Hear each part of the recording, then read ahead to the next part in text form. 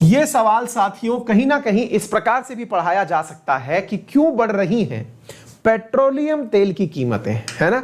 अब जैसे आजकल आप लोगों ने क्यों बढ़ रही हैं तेल की कीमतें, इस पर मैंने एक वीडियो किया था आपके आरएनए में, है ना। आपके आरएनए में वीडियो किया था और आपने देखा भी होगा, वो इस समय 2.5 मिलियन के आसपास पहुंचने वाला है। ऐसे ही अगर मैं इसको बोलूं कि पेट्रोलियम तेल की कीमतें क्यों बढ़ रही हैं, तो उसका कहीं ना कहीं इसमें आंसर छिपा हुआ है। आंसर इसके दो हैं ब्रॉड रूप से अगर मैं कहूं। पहला आंसर अंतरराष्ट्रीय बाजार में बढ़ता हुआ तेल का मूल्य, और दूसरा सरकार की घटती हुई आय। आय क्यों घट रही है? क्योंकि सरकार जितना भी आपका वैक्सीनेशन वगैरह है, इसका पैसा आप ही से ले रही है। असल में वो गाड़ी का तेल नहीं, आपका भी तेल निकाल रही है, क्योंकि अल्टीमेटली वो पूरी तरह से टैक्सेशन वसूल कर रही है, ठीक है ना। तो वो पूरा टैक्स सरकार तेल पर लगा देती है और वही तेल की कीमत बढ़ाने में उपयोगी हो जाता है। एनीवे, तो वर्तमान में तेल की कीमत बढ़ने के दो प्रमुख कारण कहे जा सकते हैं। एक तो है बढ़ता हुआ टैक्स, जिसकी वजह से भारत के लगभग 17 से अधिक राज्य और यूटी ऐसे हैं जहां 100 रुपए से ऊपर क्रॉस हो चुका है पेट्रोल एंड डीजल।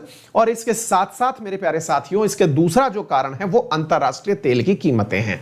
आज जिस बारे में हम चर्चा कर रहे हैं वो अंतरराष्ट्रीय तेल की कीमतों में ही एक ऐसे संगठन की बात कर रहे हैं जिसने तेल की कीमतों को कैसे प्रभावित किया, इसका आज आपको पता चलेगा। चलिए इसका थोड़ा इतिहास बताते हैं और इसमें जो संगठन है उसके बारे में आपको चर्चा करते हैं। संगठन का नाम है ओपेक प्लस।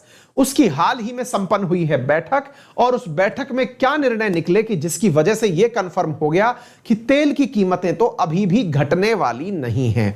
कैसे यह कंफर्म हुआ कि तेल की कीमतें घटने वाली नहीं हैं? कैसे यह कंफर्म हुआ कि आने वाले समय के अंदर भारत के तेल की कीमतें और बढ़ेंगी? तमाम बातें आज के सेशन में आपको डिस्कस की जानी है। तो आइए शुरू करते हैं। हाँ जी, किसी को कोई भी दिक्कत हो अभी तक? हाँ, तो किसी के यहां पर 110 है अभी, बहुत बढ़िया है। चलिए आगे चलते हैं साथियों। यहां पर मैं आपको बताता हूं क्या कहानी है। साथियों ये पूरी की पूरी कहानी है ओपेक प्लस समूह की बैठक की, क्योंकि यह बैठक इसलिए चर्चा में आ गई क्योंकि यूएई ने कहा कि वो तेल की कीमतों को बढ़ाने के पक्ष में नहीं है। अब ये क्या कहानी है? क्या यूएई की कहानी है? क्या वाकई में यूएई के दिखाने के दांत और खाने के दांत एक जैसे हैं, या कोई और अलग स्टोरी है? मैं इस सवाल को बाद में पढ़ाऊंगा, लेकिन पहले मैं थोड़ी सी बेसिक इंफॉर्मेशन आपको देता हूं, फिर इस सवाल पर लेकर के आऊंगा। साथियों हाल ही में ओपेक कंट्रीज का आउटपुट पैक प्रपोजल जो है वो चर्चा में रहा। तो पहले तो हमें ना ये शब्द सीखना है, that is known as output pact, और दूसरा शब्द जो हमें सीखना है वो है ओपेक प्लस। अब ये दोनों बातें समझ लीजिए। पहले है OPEC, organisation of petroleum exporting countries and plus, यानी इसके अतिरिक्त। साथियों 14 देश तो ओपेक के अंदर हैं, 10 देश प्लस के अंदर हैं, कुल मिलाकर के 24 कंट्रियों का यह संगठन है। असल में शुरुआत होती है कहानी ओपेक से, लेकिन पहले मैं आपको बताना चाहूंगा साथियों आउटपुट पैक्ट के बारे में। तो पहले समझिए आउटपुट पैक्ट क्या है। आउटपुट पैक्ट पर चलेंगे फिर ओपेक पर चलेंगे? नहीं नहीं नहीं, एक काम करते हैं, पहले हम ओपेक पर चलते हैं, तब आपको आउटपुट पैक्ट अच्छे से समझ में आएगा। तो साथियों organisation of petroleum exporting countries क्या है? साथियों बात है वर्ष 1960 की। दुनिया में तेल के निर्माता राष्ट्र या तेल के जो उत्पादक राष्ट्र थे, उनमें से 5 प्रमुख राष्ट्र, जिसमें Iraq, Iran, Saudi Arabia, Kuwait और वेनेजुएला शामिल थे। इन लोगों ने आपस में मिलकर के एक निर्णय लिया। क्या निर्णय लिया? कि यार दुनिया में सारा की सारा ऑयल हम लोग पैदा करते हैं। जब ऑयल हम लोग पैदा करते हैं तो हम एक दूसरे से कंपटीशन क्यों करें? क्यों ना हम मिलकर के डिसाइड करें, क्योंकि दुनिया का 80% तेल तो हम ही एक्सपोर्ट करते हैं। ऐसी स्थिति में क्यों ना हम मिलकर के यह निर्णय लें कि दुनिया में तेल की कीमतें क्या हों। इसका निर्णय लेने के लिए एक संगठन बना, जिसका मुख्यालय इन्होंने अपने देश में नहीं बनाया। यूरोप का एक देश है ऑस्ट्रिया, जिसकी राजधानी है वियना, वहां जाकर के इन्होंने अपना ऑफिस बनाया। तो साथियों इस वियना ऑस्ट्रिया के अंदर organisation of petroleum exporting countries का ऑफिस बनाया गया, और यहां पर इनिशियल ये 5 कंट्रीज आकर के बैठना शुरू हुए। तो अब क्या होता है? फिर आप पूछेंगे कि सर इसके अंदर बाकी देश कैसे एंट्री हो गए? तो वर्तमान में जब आप ओपेक कंट्री देखते हैं तो आपको शुरुआती 5 नहीं, उसके अलावा अन्य कंट्री भी दिखते हैं, जैसे ईरान भी है, इराक भी है, कुवैत भी है, यूएई भी है, Saudi Arab, Libya, Algeria, Papua, ये जो Equatorial Guinea, Nigeria, Republic of Congo, Angola, Venezuela, Ecuador, ये कंट्रीज भी अब इसमें शामिल हो गई हैं, जो कि शुरुआत में पहले 5 कंट्रीज के साथ शुरू हुई थी। अब इन कंट्रीज की संख्या बढ़ चुकी है। तो अब क्या होता है साथियों, ये कंट्रीज बढ़ना शुरू हुई और इन्होंने निर्णय लिया कि हम तेल की कीमतों को पूरी तरह से अपने कंट्रोल में रखेंगे। कंट्रोल में रखने का यह काम 1960 से चला आ रहा था। 1960 से बखूबी यह काम चला आ रहा था। इतने ही बीच में चाइना आ जाता है। बोले चाइना फिर से कैसे आ गया सर? अरे भैया, चाइना के साथ क्या हुआ, चाइना फिर से आता है और चाइना क्या करता है साथियों, वो यहां आकर के अपने द्वारा कोरोना छोड़ देता है। अब मैं कह देता हूं कि कोरोना छोड़ देता है, ये थोड़ा लीगल फ्रेम में सही नहीं है। आप ये मानिए कि कोरोना आ गया, डन। अच्छा, तो जब कोरोना आता है तो मार्केट हो गया पूरी तरह से बंद। मार्केट में जो कभी क्रूड ऑयल की कीमतें हुआ करती थी $75 प्रति बैरल, वो घटकर के नीचे आना शुरू हुई। घटकर कितना नीचे आना शुरू हुई? तो साथियों, कोरोना के कारण लगे लॉकडाउन में ये संख्या घटकर के $20 प्रति बैरल आ गई। अच्छा, पहले ना मैं आपको ये समझा देता हूं ये बैरल क्या होता है और किसका मीनिंग क्या है और तेल कितना सस्ता होता है, लेकिन आप तक पहुंचते पहुंचते इसकी हालत क्या हो जाती है, इससे आप अंदाजा लगाइए। सरल रूप में अगर मैं ये कहूं कि आज पेट्रोल कितने रुपए प्रति लीटर बिक रहा है, तो आप आसानी से कह पाएंगे कि सर आज जो पेट्रोल है वो $1.5 प्रति लीटर बिक रहा है। अपने यहां पर इंडिया की बात कर रहा हूं मैं। आप पूछेंगे सर अपने तो रुपए में बिकता है। अरे वही यार, 100 या 110 रुपए लीटर अगर कहीं पर पेट्रोल बिक रहा है तो इसका मतलब यार 70 का डॉलर मान के चल रहा हूं तो $1.5 हो गया, ठीक है ना। अच्छा, तो 1 लीटर पेट्रोल का भाव तो है इतना, ठीक है, लेकिन आपको पता है ये कितने में आता है हमारे पास? जब आता है तो आइए मैं आपको बताता हूं साथियों। जब हमारे पास ये आता है ना, तो ये वर्तमान में जब कोरोना का कारण बना था ना शुरुआत में, तो आप अंदाजा लगा के हैरान हो जाएंगे। $1 70 रुपए का मान रहा हूं मैं, तो 70 गुणा 20 करो, 1400 रुपए में हम लोगों को तेल कितना मिल रहा था? 158 लीटर। जरा इसे फैक्ट को पहचानिए आप इस फैक्ट को पहचानिए, अंदाजा लगाइए कि कहां से कहां तक की चीजें हैं। आपको जो सरकारें बताती हैं वो क्या होती है, वास्तविकता क्या होती है वो समझिए। मतलब ये क्या है, अप्रैल 2020 में तेल का भाव था $20 प्रति बैरल। $20 प्रति बैरल को 70 से गुणा कर लो, 1400 रुपए प्रति बैरल के हिसाब से, और एक बैरल में होता है 158 लीटर। तो 158 लीटर 1400 रुपए में आपको मिलता था, यानी एज ए कंट्री आपको इतना का तेल मिलता था, 158 लीटर। यदि मैं सही हूं तो लगभग 9 रुपए लीटर तेल मिलता था जब आपके यहां इंडिया में तेल 90 रुपए। तो आप ये मत कहिए कि इंडिया बहुत ज्यादा पैसा दे रहा है, जी नहीं, इंडिया उस तुलना में कमा बहुत रहा है अपने ही देश के लोगों से। आप सोचिए 9 का 90 कमाया जाता है, इससे अंदाजा लगाइए। अब दूसरा समझिए साथियों, यहां पर ये कीमतें बढ़ना शुरू हुई अभी वर्तमान में, और कोरोना से पहले ये कीमतें कितनी थी वो भी समझ लीजिए। तो साथियों, कोरोना से पहले ये कीमतें थी $75 प्रति बैरल। क्लियर? अब $75 प्रति बैरल का मतलब हुआ सीधा सीधा, अगर इसका गुणा 70 से कर दोगे आप, तो ये लगभग कितना बैठेगा? 7 7 49, मेरे हिसाब से 5000 रुपए पकड़ लो अधमार के। 5000 रुपए, फिर से वही 150 के साथ में इसको 158 या 160 पकड़ के कर लो, एक रफ फिगर निकाल लोगे, 15 थी 45, यानी अगेन 30 रुपए के हिसाब से आपको ये प्रति डॉलर पड़ रहा था। ठीक है साथियों, प्रति 30 रुपए लीटर के हिसाब से अब पड़ना शुरू हुआ है। हालांकि तुलनात्मक रूप से महंगा हुआ है, सरकार के लिए तो यह कहना पर्याप्त है कि हम $9 तक पहुंच गए थे, और उससे आज हम जिस परिस्थिति में पहुंचे हैं वहां पर तुलनात्मक रूप से 3 गुना बढ़ गया है। लेकिन साहब, जितना प्राइस बढ़ा है, अगर हम प्रति लीटर के हिसाब से भाग लगाएं तो यह लगभग $30 रुपए प्रति लीटर के आसपास पहुंचता है। यानी सरकार को 21 रुपए एक्स्ट्रा लेने पड़ रहे हैं। तो भैया हमसे ही तो ले रहे हो आप। यानी अगेन अगर हम बात करते हैं तो आज अगर 115 रुपए लीटर आपको तेल मिल रहा है तो उस 115 लीटर के अंदर आप लोग जो डिफरेंस देख रहे हैं 30 से 115 का, लगभग 75 रुपए वो केंद्र सरकार और राज्य सरकार वसूल रही है। अब आप पूछेंगे सर ये 75 रुपए सरकार क्यों वसूल रही है? क्योंकि सरकार आपसे और किसी भी प्रकार से पैसा निकलवा नहीं पाती, क्योंकि आपको कहा जाता है टैक्स दो तो आप टैक्स देने से बच जाते हैं, कोई ना कोई बाईपास निकाल लाते हैं। लेकिन यह इकलौता ऐसा तरीका है कि बिना पेट्रोल आपकी गाड़ी चलेगी नहीं, और जब चलनी नहीं है, बिना फ्यूल आपकी गाड़ी नहीं चलनी है, तो फिर आपका कुछ काम होगा नहीं।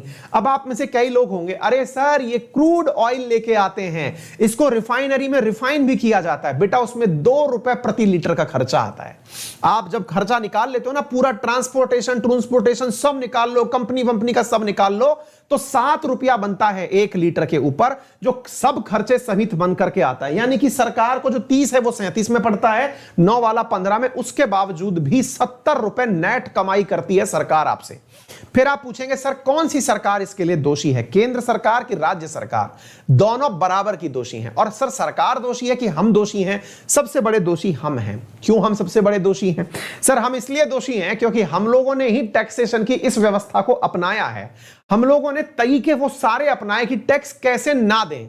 सरकार को पैसा लेना आता है भाई, आप भी सरकार में होंगे तो चैरिटी थोड़ी करेंगे, घर से पैसा थोड़ी लगाएंगे, आप ही का पैसा है जो आपको दिया जा रहा है। तो वो आपका पैसा लेने का तरीका सरकार का क्या है? अब सुन लीजिए, ये जो 75 रुपया होता है ना, इसमें से लगभग 30 रुपया केंद्र सरकार का होता है और 35 रुपया राज्य सरकार का होता है।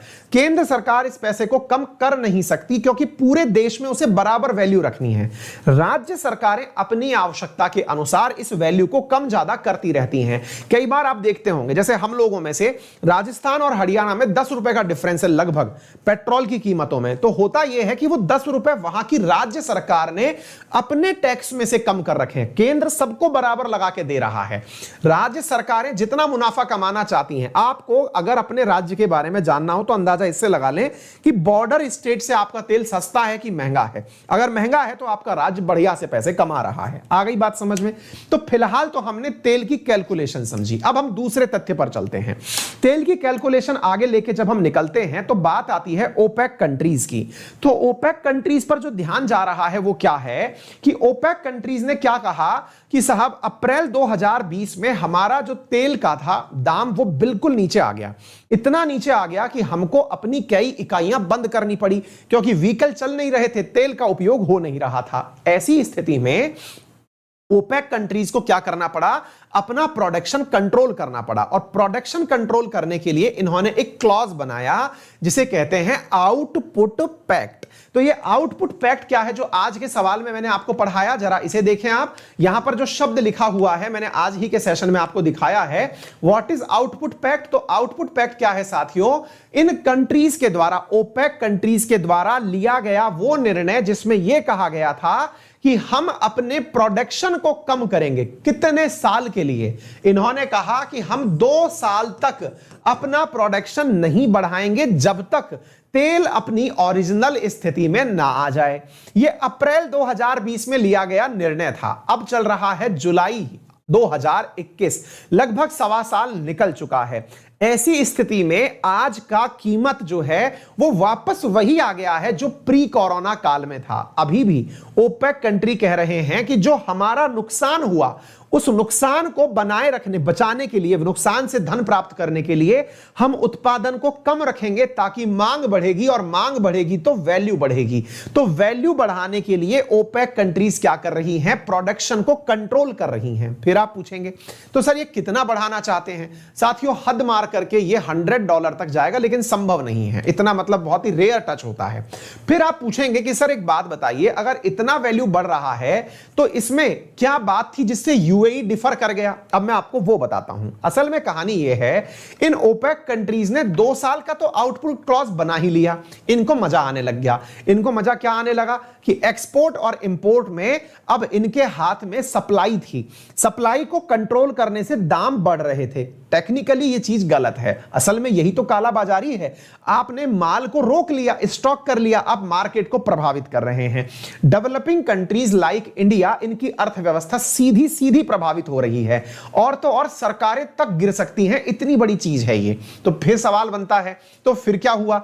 इन लोगों को मजा आने लगा कि तेल की कीमतें कंट्रोल करने पे बहुत सारे देशों की हालत खराब होती है, पैसा आता है।